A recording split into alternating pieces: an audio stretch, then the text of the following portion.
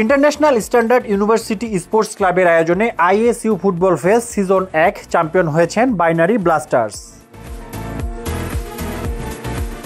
সোমবার বিকেলে রাজধানীর রয়্যাল মাল্টি স্পোর্টস এরেনায় চ্যাম্পিয়ন ও রানার্স আপ দলের হাতে ট্রফি তুলে দেন আইএসইউ উপাচার্য প্রফেসর ডক্টর আব্দুল আওয়াল খান এবং জাতীয় ফুটবল দলের কিংবদন্তি ফুটবলার কায়সার হামিদ।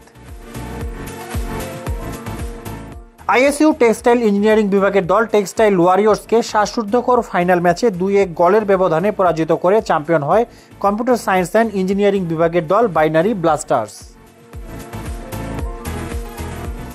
টুর্নামেন্ট সেরা খেলোয়াড় হয়েছেন অপারেল মার্চেন্ডাইজ অ্যান্ড ম্যানেজমেন্ট বিভাগের মার্চেন্ট ম্যাভেরিক্সের খেলোয়াড় আতিক রহমান এবং সেরা গোলরক্ষকের পুরস্কার জিতেছেন টেক্সটাইল ওয়ারিয়র্সের মেহেদী হাসান।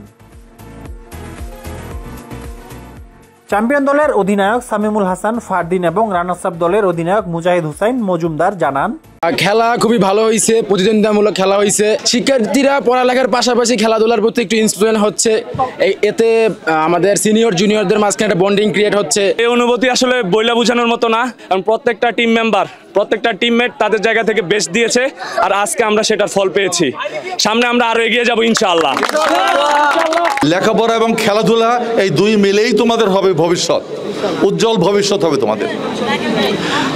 আমি আজকে নিশ্চিত হলাম যে তোমরা খেলার মাঠে খুব ভালো করছো, যেরকম ভালো করছো তোমরা শিক্ষায়।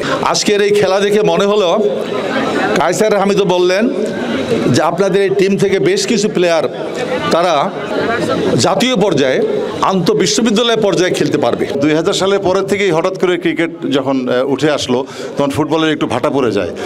তো কিছুদিন আগে এই যে জামাল ভুঁইয়া আসলো, হামজা চৌধুরী আসলো, আসার পরে যে ফুটবলের যে জাগরণ হয়েছে এবং ফুটবল স্টেডিয়ামে যে দর্শকমুখী হয়েছে, এইটা দেখে সত্যি আমার খুব ভালো লাগছে যে বাংলাদেশের মানুষ সত্যি ফুটবলকে ভালোবাসে।